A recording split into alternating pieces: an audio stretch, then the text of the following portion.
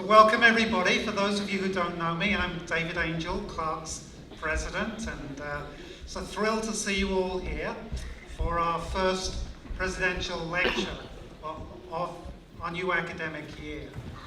The concept behind presidential lectures at Clark University is that throughout the year we try and seek out voices in our community, voices in the academy, whose ideas, whose thoughts, whose vision, frankly, is such that it's really important that we come together as a complete community: faculty, students, staff, chemistry students, political science students, art history students. We come together to hear and reflect on some important voices. Over the years, this has been a tremendous opportunity for us to come together as a community and really experience and live up to our motto, Challenge Convention, Change Our World, through the world of ideas. And we're very blessed this evening to have an important voice in literature. And to introduce Junot, I'd like to call on Professor Paul Posner from the Department of Political Science. Paul.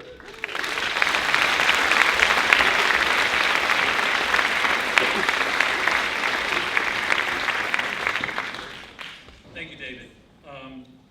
I'm as anxious to bring our guests to the podium as you are, but before I do that, I want to thank all the people who have helped to make this event a reality.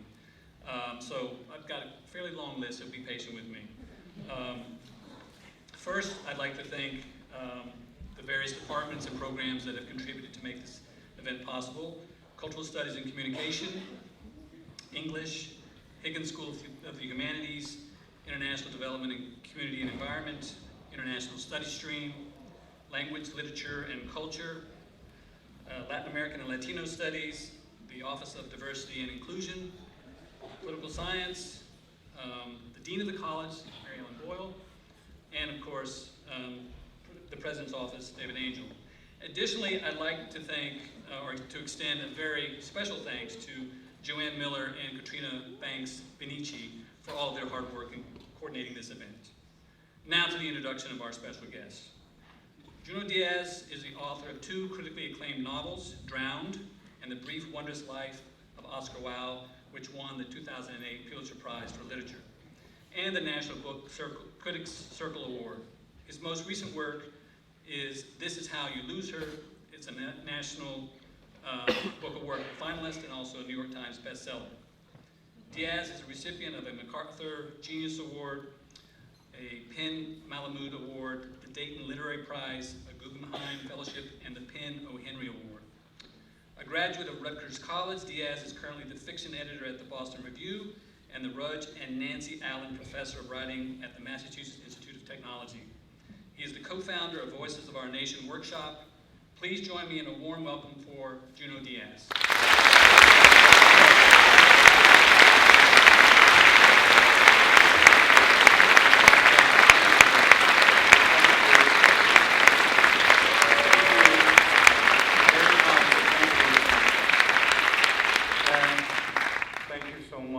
I wanted to thank Clark University for having me, of course. I wanted to thank all the folks who made this event possible, staff, faculty, administration, friends and allies of the university. I wanted to thank all the folks who actually did the work to make sure that I came here and it came together correctly. As you can imagine, these events don't happen by accident or by any kind of miracle. It's always a group of people who do an enormous amount of anonymous work above and beyond their pay grade. Nobody ever applauds them. But of course, we're all the beneficiary of that hard work, and I really appreciate it. Thank you so much. I wanted to thank, of course, all the folks who came out this evening. How many people here are members of the local community? In other words, how many people are not Clark University people? Raise your hand. So it's a whole lot, man. And they all seem to be sitting over here. Hi. Yeah, man. I mean, it's Tuesday night, right? You could be doing any old shit, so I appreciate it. Come out, spend the evening. kind of you. I, of course, wanted to thank Paul for not only that wonderful introduction, but all the kindness that he's shown in making sure that I got here on time, and his solicitude has been absolutely essential for this happening. Thank you. I wanted to thank, of course, the president and gang, right? I got a little worried about the school, right? No, for real, man. Like, unless President Angel beat your ass, which is likely he did not beat your ass lately. If somebody says, hello, I'm the president of the school, you guys gotta fucking clap. Like, immediately. Like, honestly, gang, because y'all can beef with him all you want, but in the end, he's your damn president. So, and you know, you ain't gonna get no letters of rec unless you get the clapping. So anyway, why don't you humor me and give your president the applause he deserves.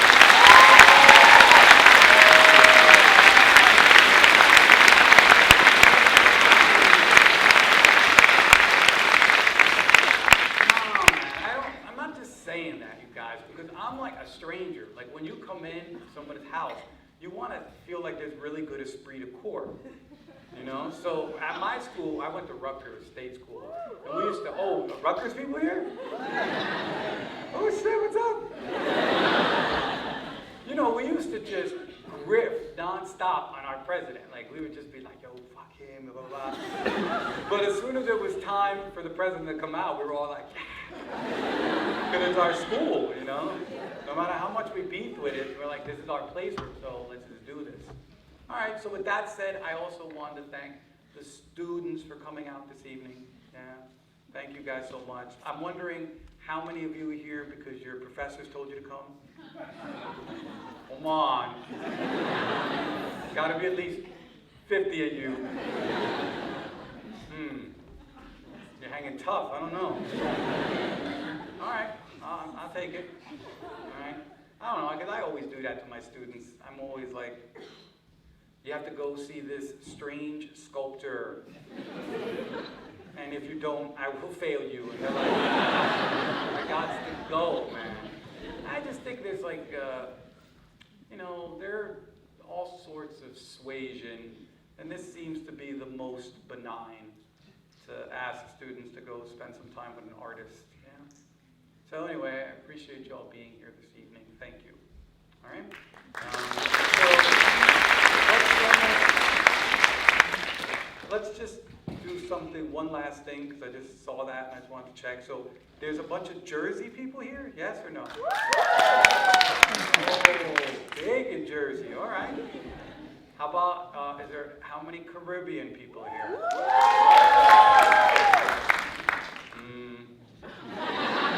It's like Jersey had 5 people, sounding a little louder than you guys. Come on, man. All right, how many Latinos are here? All right. You notice I'm naming all the groups who their misfortune is that I belong to them. How about people of African descent? One person got stranded over there, yo. This might be the first time that, like, nobody's up in the late section. All right. That's good shit. Yeah, man, that's good shit. All right. Cool. And immigrants? A little more scared, a little nervous. Trying to decide. The front row was trying to decide. They're like, come on, man. I also noticed some people, well, I'll just do this one just to prove it. And how many Dominicans are here? Guys, if you're Dominican, you're also Caribbean. Come on, man. I noticed some people didn't double clap, yo. So, anyway, it's nice to see you guys here. And I'm glad the university does a good job of bringing in a lot of folks from Jersey. Good. Look, we're going to do it simple. This is actually probably, even though we understand this, it's good to just sort of be explicit. I'm an artist, I'm a writer, so this isn't a lecture. This is actually going to be a reading, and we're going to talk, yeah, question and answer. I assume you guys have stuff that you want to talk about, yeah? What do they always say? They say, like, a Q&A is when a school shows its quality, right? You ever heard that shit? Well, now you heard it. Clark, you're going to be asked to show your quality. So let's do it. Whatever you all want to talk about. Yeah? I've been sort of thinking about some things lately, so we'll see what we had. All right, so I'm just going to read something, a little something for you. What we'll do is we'll kind of break it up. We'll do a little reading, do some questions, do a little more reading, maybe take some other questions, yeah? Yeah? A little nervous from you guys. In fact, why don't we take one question to start? Let's see where you're at. Let's get a young woman here. Let's get a young sister. What do we got?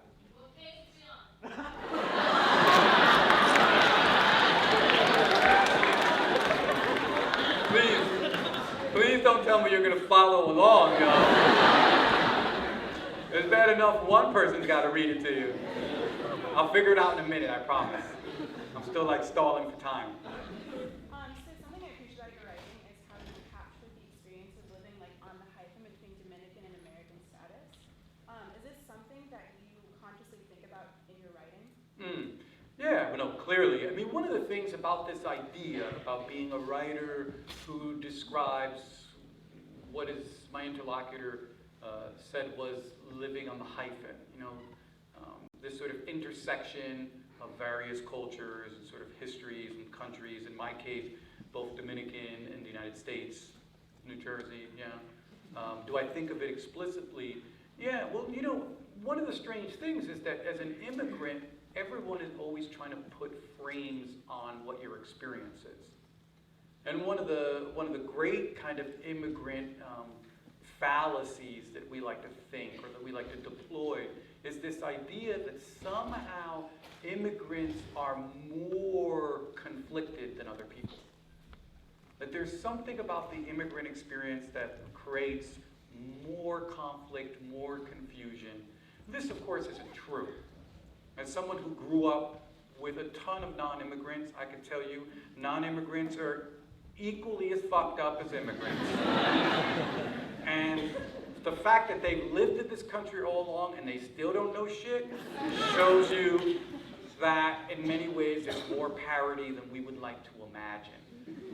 Being an immigrant, of course, is itself a profoundly, profoundly difficult experience. And this idea that one is half one culture and half another has rarely ever accurately described my experience. Again, this might be the problem that I'm a Caribbean, and so, you know, the United States is kind of an either-or culture. The United States is always trying to be like, you can only get one choice at the buffet. God forbid you're black and Latino. That like short circuits people's fucking brains. And there is a serious, serious investment in people trying to get you to pick one. You know, and that happens nonstop. God forbid you're black, Latino, woman, queer. Like people that just and part of what this logic does, of course, is that it not only clearly victimizes the person that is being interpolated by it, but also the person who asks it in many ways is simplifying themselves. And for me as a Caribbean, what I kind of always felt, or at least felt after some reflection, is that instead of this logic of like you get one choice, either or that you're somehow divided, or somehow you live between cultures, whatever that would mean. Because I'm trying to meet the person who doesn't live between cultures. You know? I mean, for me, this sort of frame of simultaneity was more useful. That one is simultaneously multiple things. And some of the things that we are simultaneously are are oftentimes oppositional and contradictory. There's nothing like the Caribbean to teach you that oppositions can reside quite comfortably, that disturbing contradictions that it would otherwise challenge some of the most basic laws of physics have no problems thriving. And so that's my sense of it, has always been how to convince people that simultaneity is a much more useful description, not only of an average person, but someone who's been through that calamity we call immigration. And then instead of being a half of anything, one might be considered being double something. Yeah. It's only a country that wants to diminish the contributions of immigrations that comes up with this kind of stuff. That would be every country. I don't know any country who's really hype to remind the world that they're so not perfect that they need immigrants. Whether they're the Dominican Republic trying to erase the fact that they're dependent on the excruciating labor of Haitian immigrants, or it's the United States, the grand paragon of hegemony, depending on tens of millions of people's underpaid and exploited labor. Most countries do not want to introduce that reality into their mythic description of themselves. Amen. Yeah, so, all right, no, one more question and we'll do a reading. I figure if you save yourself the clapping, save it for the president. Come on, let's get one more young woman in and then we'll go to it. Then we'll yeah, it's one of these affirmative action readings. What do we got? When's your science fiction novel coming out? Oh, come on. Yeah, I will repeat it. Just hold on. I'm allowed to suffer it first. I promise you, the blows are mighty. Yeah, that wasn't much of a question. It was more of an abuse. It was like, when is your science fiction novel coming out? You know it's fucked up to ask somebody like, when's your shit? When's your shit? Anyway, I have no idea. I haven't even really started it. All right, one more. Again, we'll go to a young woman, and then I feel like that one was, is there anything up top, you guys? Fuck. Oh, wait, we got one. Well, I mean, how old are you, young person? How old are you? Yeah, man. I mean, what is writer's block for you, just so I'm clear? But in what context?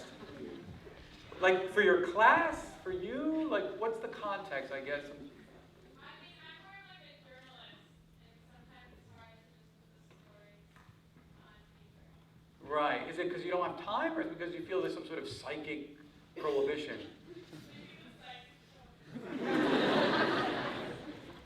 Yeah. I mean, it's a good question. I just think probably it's a little early to pathologize the way our psyches work. In other words, you're so young, and I'm not saying that in any dismissive way. I just mean that you're so young. It's probably not a good idea to put this incredible weight on yourself that you're supposed to be able to do everything you want at beck and call. Sometimes our minds don't feel like writing if it's just us, right? Now, if it's an assignment, you got to do that shit. Right?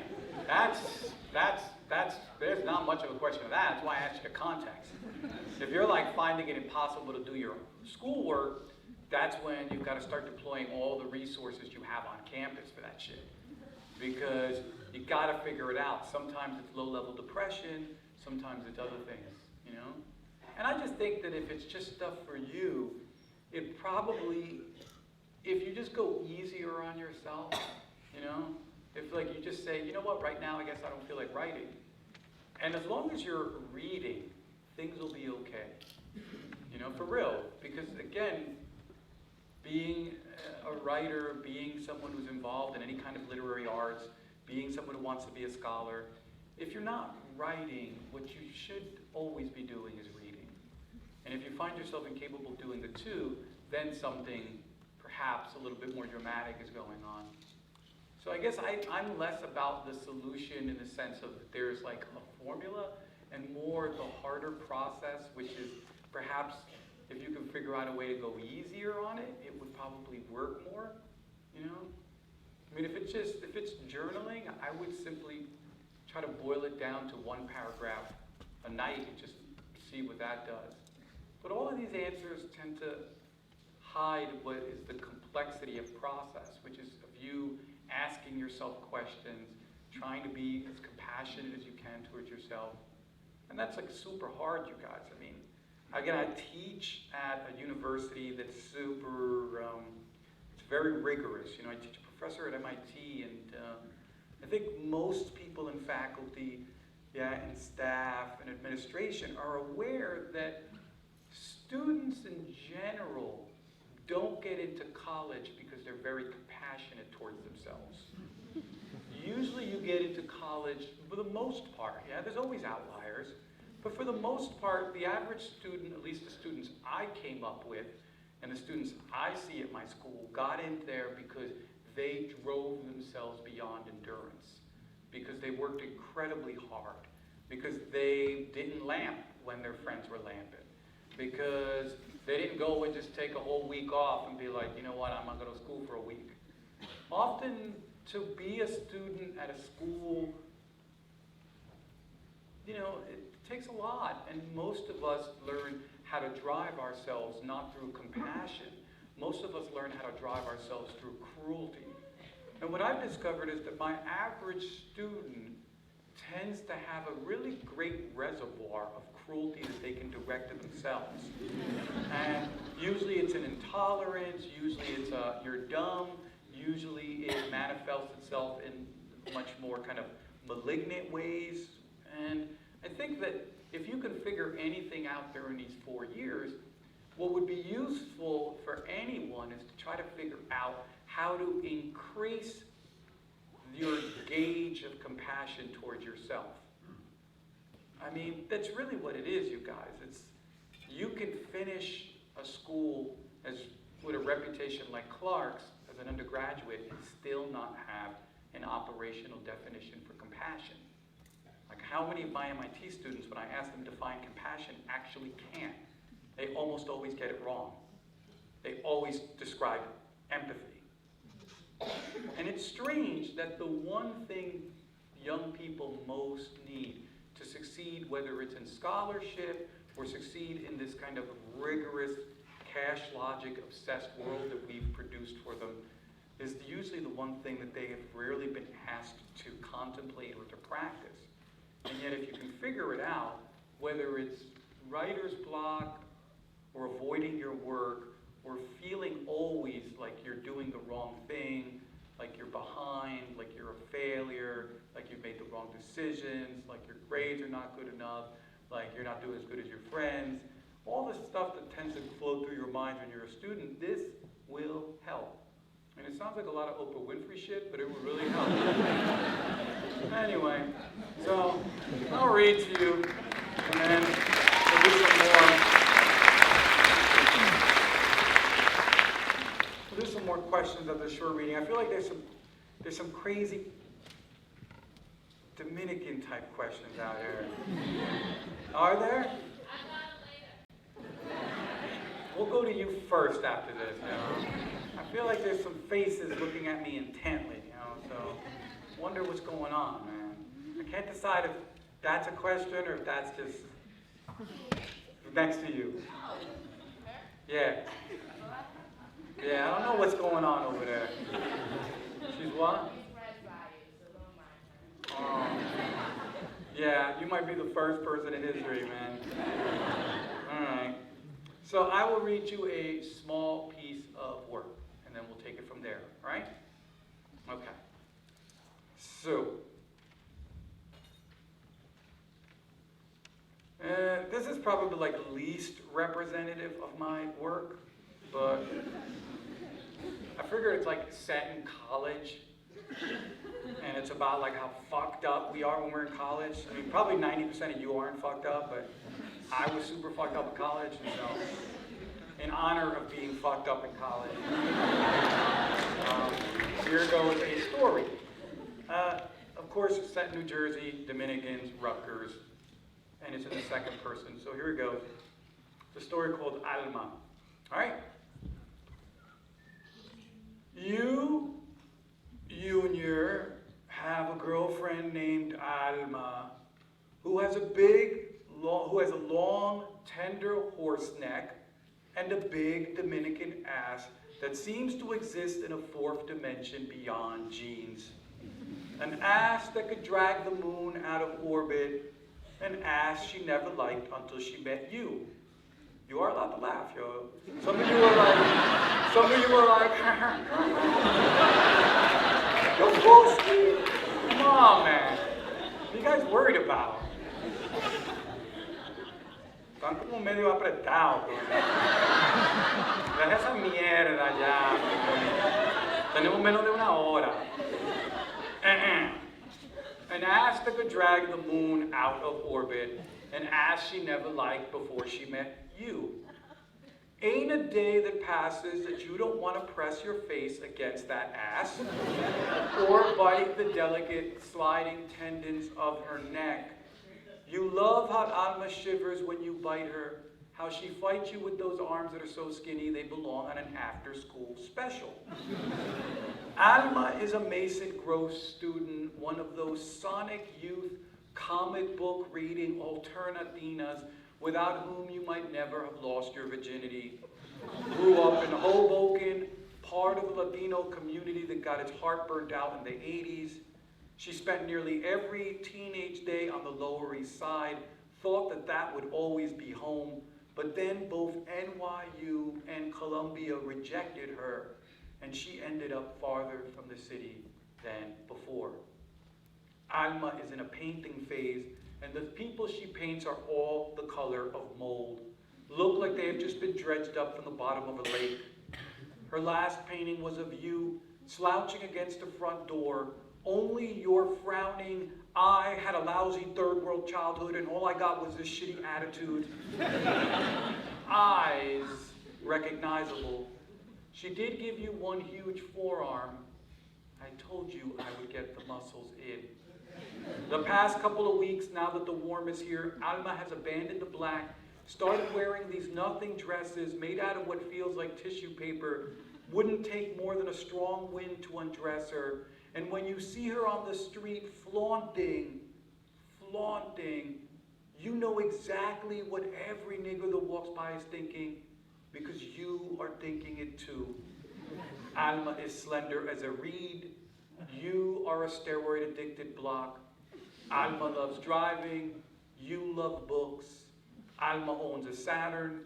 You have no points on your license. Alma's nails are too dirty for cooking. Your spaghetti con pollo is the best in the land. You are so very different. She rolls her eyes every time you turn on the news, says she cannot stand politics, won't even call herself Hispanic. She brags to her girls that you're a radical and a real Dominican, even though on the Platano Index you would not even rank. And you brag to your boys that Alma has more albums than any of them do, and that she says terrible white girl things while you fuck. She's more adventurous in bed than any girl you've ever been with. On your first date, she asked you if you wanted to come on her tits or her face. And maybe during boy training, you did not get one of the memos because you were like, neither? Yes. It's an opposites attract sort of thing. It's a great sex sort of thing. It's a no thinking sort of thing. It is wonderful. Wonderful. Until one June day, Alma discovers that you are also fucking this freshman girl named Lakshmi. Opens your journal and reads. Alma waits for you on the front stoop, and when you pull up in her Saturn and notice your journal in her hand, your heart plunges through you like a fat bandit through a hangman's trap. You take your time turning off the car. You are overwhelmed by a pelagic sadness at being caught, and at the incontrovertible knowledge that Alma will never forgive you. You stare at her incredible legs, and between them to that even more incredible popola that you have loved so inconstantly these last 2 years. Only when Alma starts walking over in anger do you finally step out. You dance across the lawn, powered by the last fumes of your outrageous sinvergüencería. Hey, muñeca, you say? Prevaricating to the end. When Alma starts shrieking at you, you ask her, darling, whatever is the matter? She calls you a cocksucker, a punk motherfucker, and a fake-ass Dominican.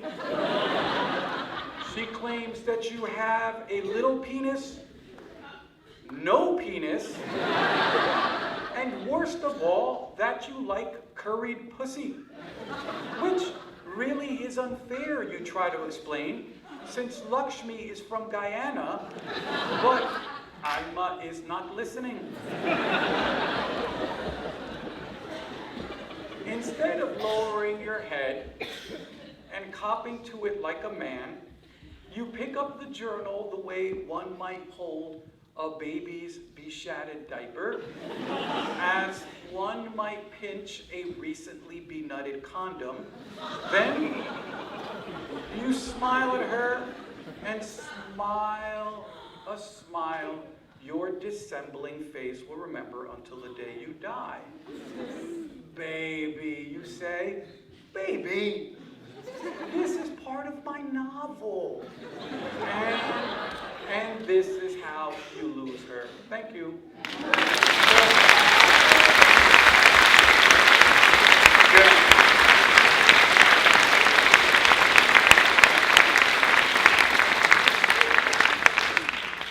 About like 2 sentences into it, I was like, yeah, this is the wrong story. So,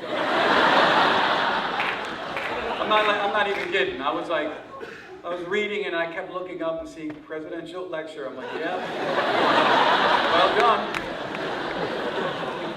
Luckily, I got a second reading, so. Let's go to that question over there, that young person who was like, I got that Dominican question for you. Who was that? Okay, what was it? Hi, my name is Jennifer Tejeda. Hi, Jennifer. And my question is not really a question, but I would like you to talk about the ideals of masculinity in Dominican men. Because a lot of times in the brief wanderer's life, you might say, el dominicano, so, and so, and use it as an adjective. So maybe you could explain to these people, or explain to all Dominicans, what it is about our culture and ideals of masculinity and how that's formed, and how you might counteract that with the idea of the very strong Dominican woman that will tell you off real quick about your masculinity.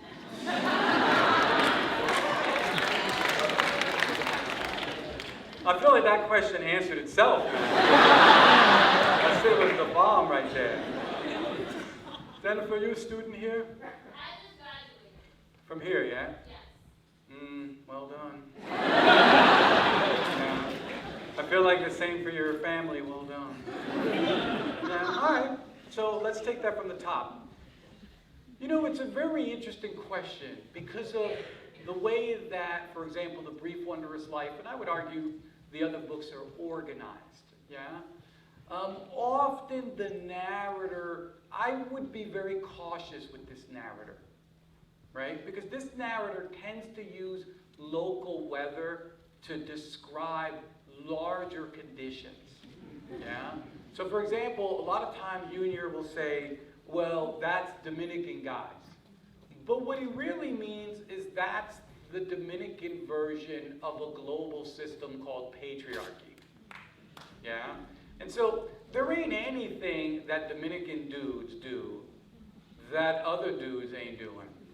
Another way of saying is, show me a society where the women in that society are really happy with the men's behavior.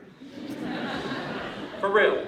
When people ask me things like, why are Dominicans so machista? And I'm looking at them and thinking, why is there like one abused woman's shelter in this country like every 20 square miles? You know, like some crazy figure. It's not, believe me, there are no cultures who have monopolies on this. And I think in my case, I was trying to use Dominican masculinity, a particular virulent sort of kind of malignant brand of masculinity, to talk about the larger pattern of it. And whether we're talking about patriarchy under the local conditions of the Dominican Republic or patriarchies in New Jersey, what's disturbing is how much continuity there is. Or people of color get pathologized as the repository of questions of patriarchy, questions of masculinity. And what kind of just interested me was trying to draw a very careful map of the kind of Dominican masculinity that I grew up with, that I was victimized by, and that I myself participated in and enabled.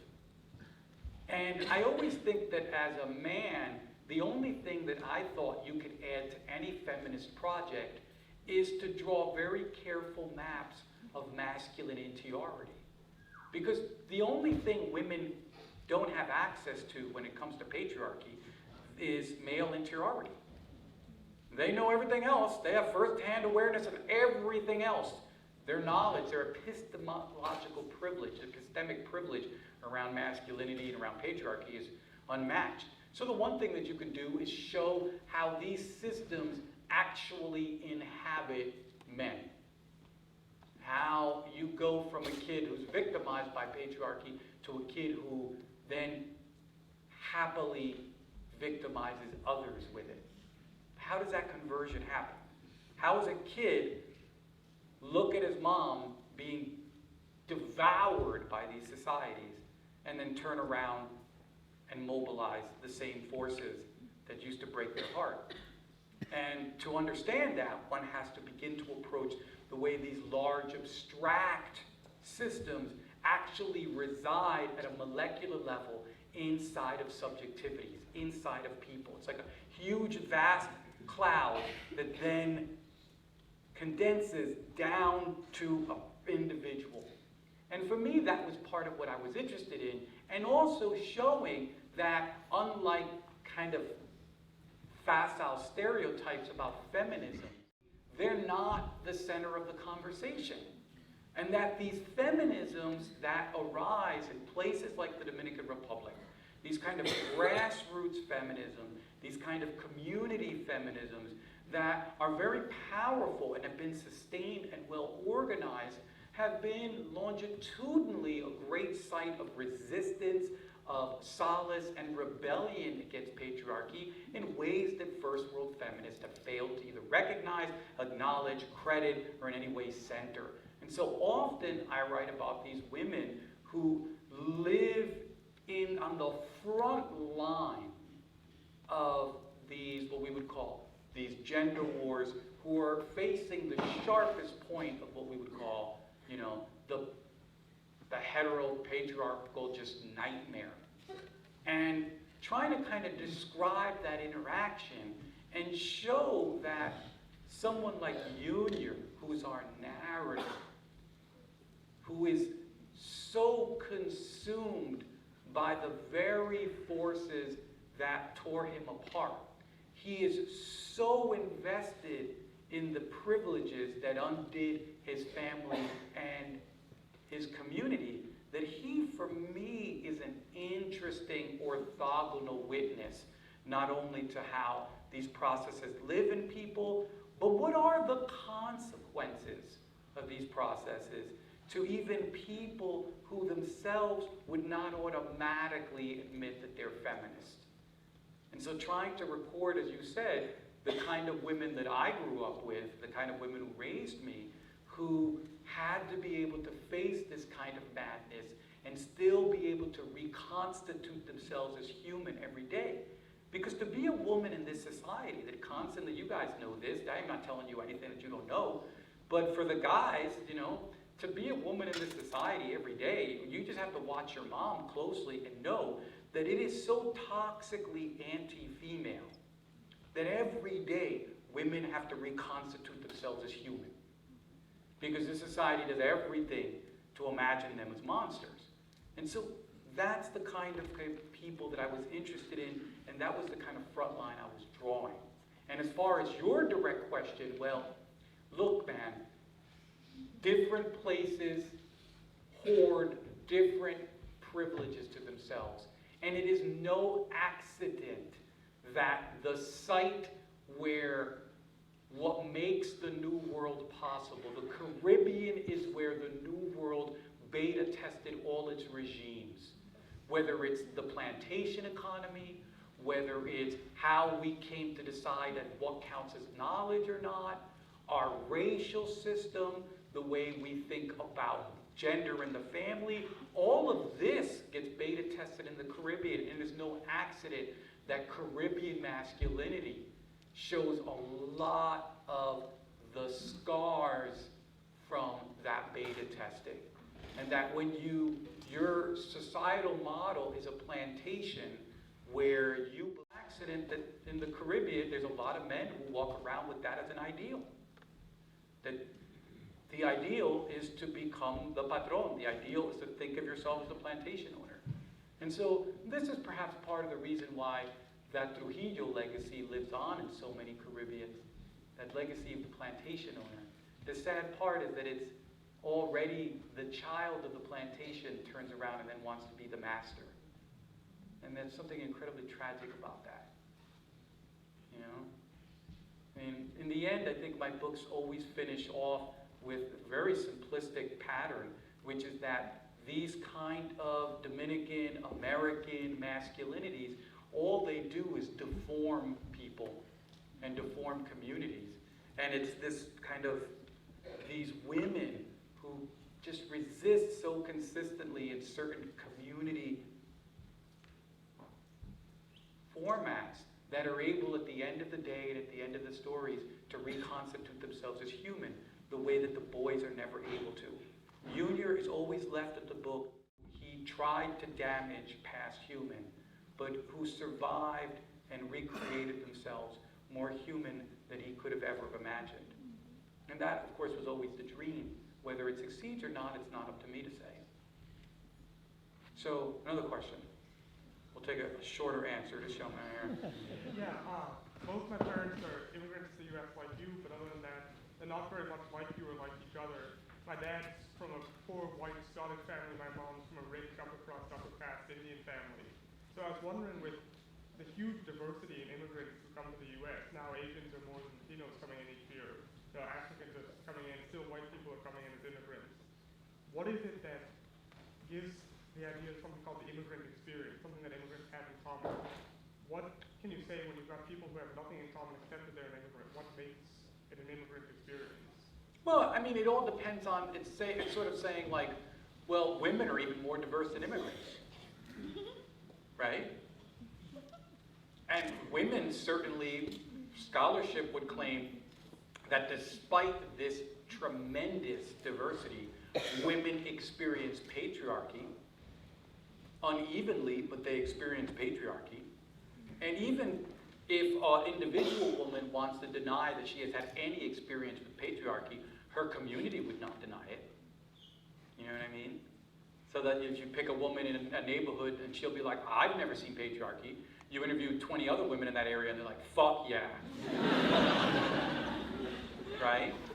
And so that I think often we have to be cautious about this. It's one of our standard moves in our country, which is to, and again, I'm not saying this is what you're doing, but I would argue we should be cautious about fetishizing the individual too much, because the individual is only part of the formula. And that one, what I was arguing earlier, has to understand everything through simultaneity. to keep the individual present and keep the collective present. If we look at the individual, we're like, America elected a black president.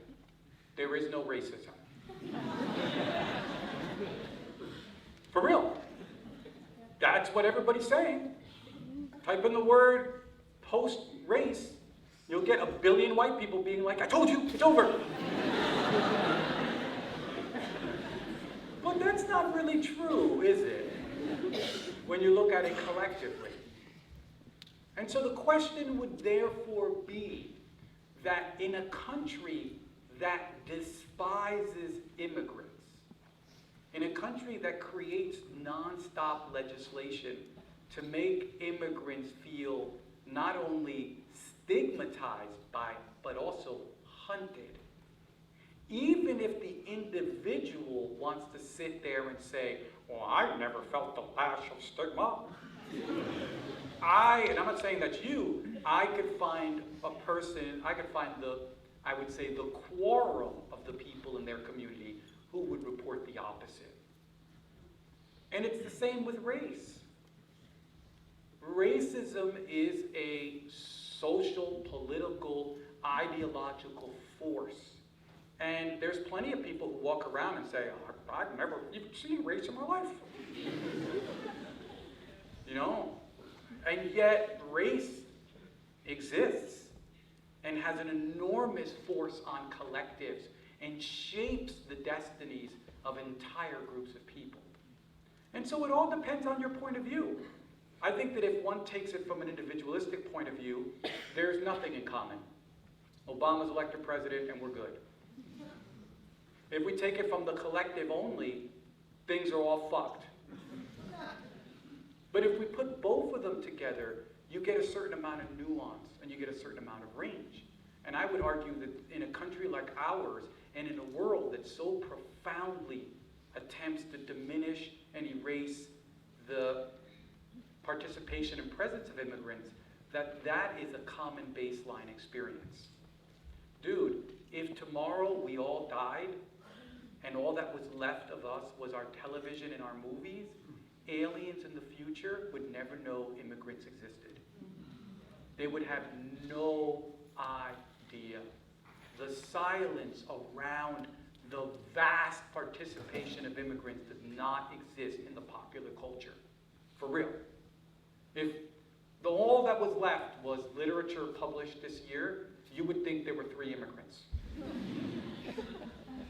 So there is a force across nations that is actually very, very opposed to the idea of an immigrant. Wants to celebrate rich, white, or rich and educated, and wants to try to put the boot in everyone else. And it's much more common than we think. So that's how I see it, you know? I don't know if that's helpful at all. Yeah. All right, we have time for I think 2 more questions. Come on, man. I feel like this group, what's going on? You guys got nothing here? I'm not picking on you guys. Of course, of course. I was just giving these young sisters a chance to see if they had anything to warm up on. Oh no. Go ahead, sir. Well, as a graduate of MIT myself, I'm really curious about what made you decide to become a professor though. You know, yeah, is that not everybody can teach at MIT. That's just a fact. MIT is like the Hunger Games. You know? And it takes a certain kind of mind to not worry about always being wrong. If you like being right, MIT is the wrong place for you. As you know, right? Yeah. I mean, I spent 99% of my time at MIT being like, I'm the dumbest person in the room. And to be able to be okay with that and still feel a lot of compassion towards your students and do the work, it's not everybody, you know? You gotta like be broken in a very particular way. And I love those kids. They're so hard on themselves, you know? And they have no idea how hard they are. And you know, it's not a hard job for someone like me. It's harder to be a student, as you know. Yeah. right. What else we got?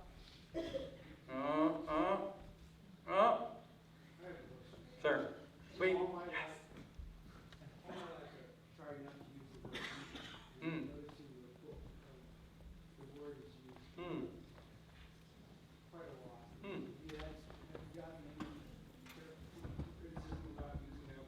Yeah. No, it's a great question. The question was about the usage of the word nigger in the book, the N-word, and did I have any criticism using it? Yeah, I mean, there's a kind of a conversation in the book about this that, in my mind, I thought was interesting, which is one, where I grew up with, this is an honest representation of the way it worked.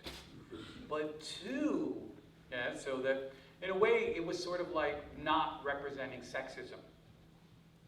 It would be kind of like a lie and a disservice. And so part of it was trying to represent the community I grew up with.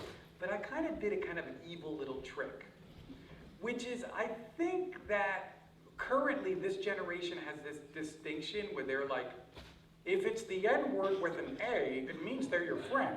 And if it's the N-word with an ER, that means it's the devil white man saying it. Which is funny, haha. Because if you look at almost everything produced by, say, African Americans in the 60s and 70s, no such distinction was ever made. If you look at the names of albums, Richard Pryor, the names of songs, in books, this distinction is some made-up shit that they came up with these days. And part of the reason I keep, for example, the word is because in the community I grew up with, Afro-Latinos were using it. It really disturbs people from communities like in the South, where they're not used to Afro-Latinos. They flip the hell out. They read that, they're like, oh my God, this dude, we're gonna kill him, you know? But you'll have as much luck trying to get my community to stop using a word as I would have luck trying to get another community to stop using a word. I mean, that's what's really funny, is that none of us have authority in other people's communities. And it's painful, you know, because in a larger context, you think that, well, it's African Americans should determine what's, well, try to convince a community of that. It's not the way communities work. And one has to be honest about that. But again, I leave the ER in there because someone like Junior, who is deploying this language, one of the things is that when you deploy the N-word, even if you think you're just putting the A and therefore it's all good, the entire dehumanizing history of that word is present. And this whole thing about the A and the ER is a way to obscure the fact that this word comes steeped in a nightmare history. And so Junior leaves the word with an ER and leaves it not only up to the reader to determine whether this word is being used in a friendly or hostile way, but the ER reminds people, no matter what, of the history that lays behind it. And so for me, that's what I was trying to do in it. And there's plenty of people who are like, this is fucked up, this sucks, you can't use it, you can't that. But again, oftentimes as artists, we have to represent things that we don't approve of. And that's something that we must understand, is that our artists' representation does not equal approbation. Just because you have something in your book doesn't mean that you're thinking this is great. I have plenty of instances of rapes of juveniles, and I'm not saying this is a great idea. Yeah. And I think time for just a little bit more. Oh yeah, last one. What do we got? Oh yes, this just a woman here. Thank you.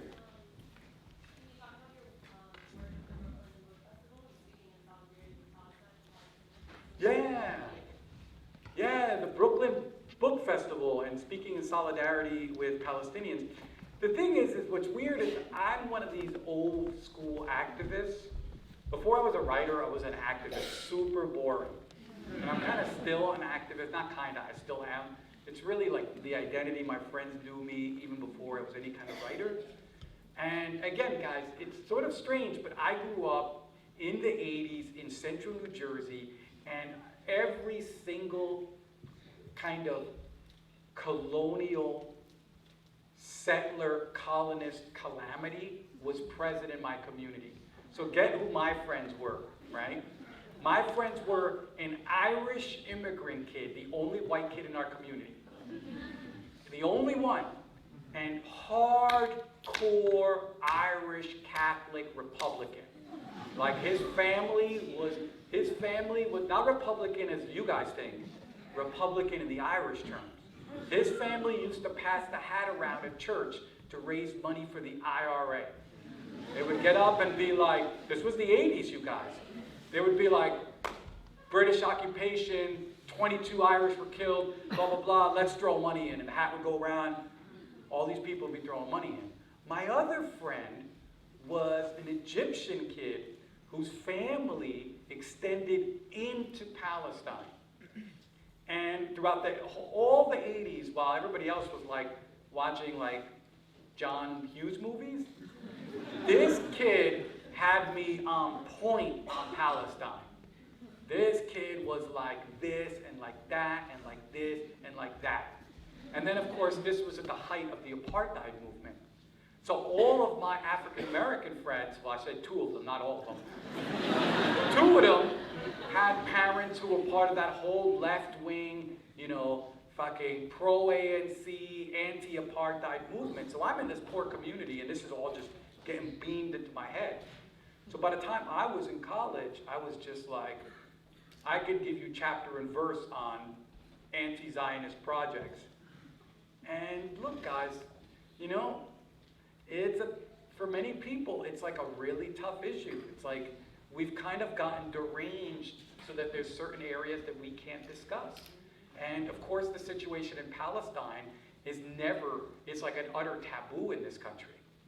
It is an utter taboo. It's like our ideas of terrorism, our ideas of Arabs are oversaturated with the most negative, weirdly perverse racist ideologies. I mean, I can't even turn on the news for 5 seconds without hearing the most fucked up racist shit about Arabs or Muslims that would never pass mustard if we were talking about any other group. And so, in that kind of atmosphere, it's just a shouting match. If you're like, I think the occupation of fucking Palestine is fucked up on 40 different levels, people are like, you're the devil. We're gonna fucking drive you out of MIT, we're gonna get your tenure taken away, we're gonna destroy you. I mean, that's like literally the reality, where you could almost say anything else. You'd be like, I eat humans. Oh, that's all. Está heavy. Está bien. Está bien. Un cibaeño cada año no te hace daño, bro. And I mean, I'm sorry, guys. Just forget it. As a basic human being, on the basic level, if you are occupying other people's shit, guess what? You are fucked up. That's that.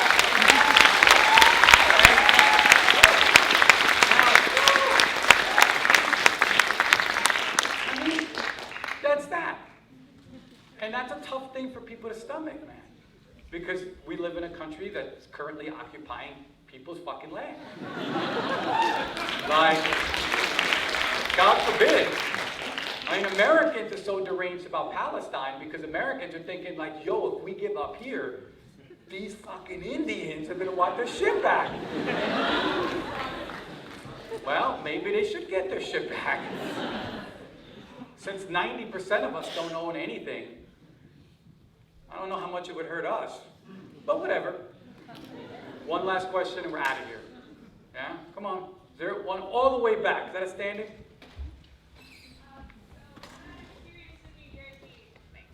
What I've experienced in New Jersey, because both my parents are from there, is that it's kind of the butt of a lot of jokes. There's some very popular kind of devaluation of Jersey because there are these people that come in, they vacation there, and it's seen as something kind of, like cheesy, and the people that are left behind that built the whole structure, the people like the immigrant communities, the people that actually have families there and spent their whole lives there. So is there kind of some basis of that in your writing? Yeah, I mean, guys, I rep Jersey nonstop, as you notice, because I belong to two communities that spends all its time getting the boot put into it. Yeah?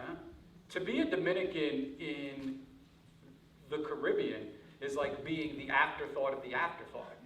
Yeah? Talk about the margin. You wouldn't even know that the project of the First World starts on the island I'm from by knowing the histories. It's like, you'd be like, wait, it all started where Santo Domingo and Haiti are? You wouldn't know it. And then, of course, we move to the other margin of the planet, New Jersey, which is it's like the Dominican Republic of the United States, man. You know? And both places are strategically border the absolute center, right? So that the Dominican Republic is 60 miles from the United States, and New Jersey is 1 foot from New York City. And yet they might as well be 1,000,000 miles away. And I don't think that there's anything wrong with, feeling pride about being from a margin. The curriculum we get in this country is to sympathize and align yourself with the winners. But what I've discovered is that if you spend your time sympathizing and aligning yourself with winners, you lose solidarity with 99.99% of the planet, which is all of us, the losers. And I grew up under the shadow of the great New Jersey artist Robert Smithson. And for those of you who know Robert Smithson, you're familiar with Robert Smithson, lands among many things, a critic, intellectual, but famous for his landscape art. He's the one who did Spiral Jetty. And Robert Smithson had this wonderful sort of kind of thesis about being from New Jersey. And he argued that we can understand the arts spatially, right? In this simplistic dyad, that in the art universe, there are somewheres, and a somewhere is like London, a somewhere is like Tokyo, a somewhere is like New York City, a somewhere is like LA, and then there's everywhere else, which he described as the elsewheres. And what he argued, and I think very fruitfully in his Monuments of Passaic County and other essays, is that he argued that while art may be evaluated and might be sold and might be critiqued and might be integrated into the economic circuits in somewheres, the only art that really matters is produced elsewheres. Because it's only people with the marginal knowledge, people who understand the society from outside looking in, who produce the kind of art we need versus the kind of art we think we need. And I think that Jersey is the ultimate elsewhere, and many other places are. So close to New York, we can taste being a winner, but so absolutely far, we might as well have been losers our entire life. Yeah? So I will now leave you with a very tiny short reading. You will clap, and then we're done. Yeah?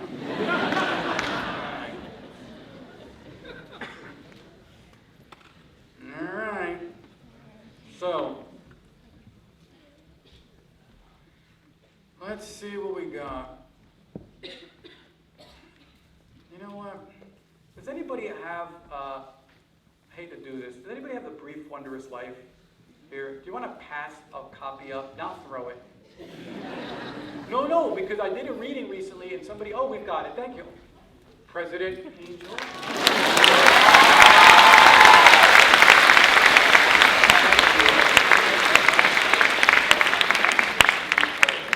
I did a reading in Chicago, and I asked for a book, and a young woman threw a hard cover. And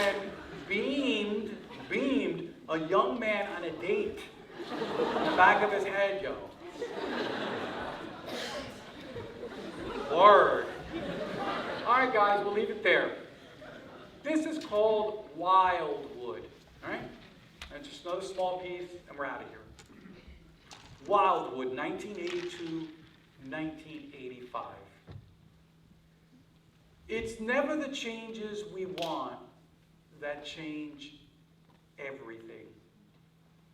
This is how it all starts, with your mother calling you into the bathroom. The you in this story is a young Dominican woman. You will remember what you were doing at that precise moment for the rest of your life. You were reading Watership Down, and the rabbits were making their dash for the boat, and you did not want to stop reading. But then your mother called louder, her "I am not fucking around" voice, and you mumbled irritably, "Si, señora."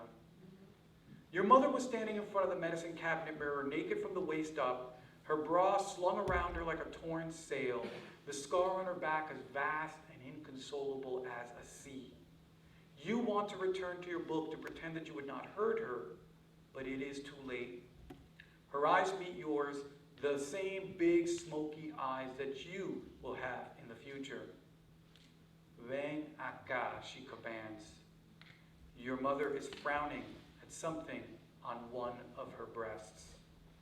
For the record, your mother's breasts are immensities, one of the wonders of the world. The only ones that you've seen that are bigger are in nudie magazines and on really fat ladies.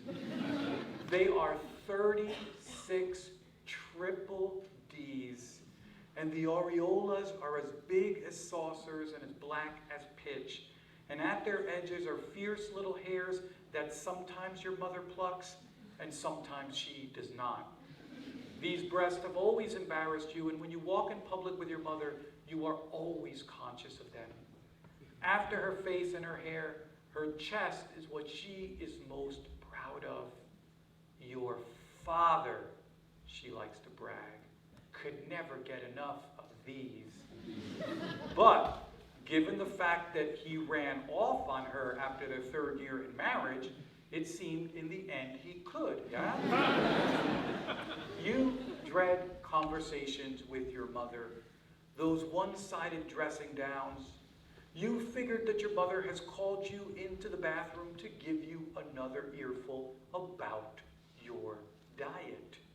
You see, your mother's convinced that if you eat more plátanos, you will suddenly acquire her same extraordinary train-wrecking secondary sex characteristics. Even at that age, you were nothing if not your mother's daughter. You were 12 years old and already as tall as she was, a long, slender-necked ibis of a girl.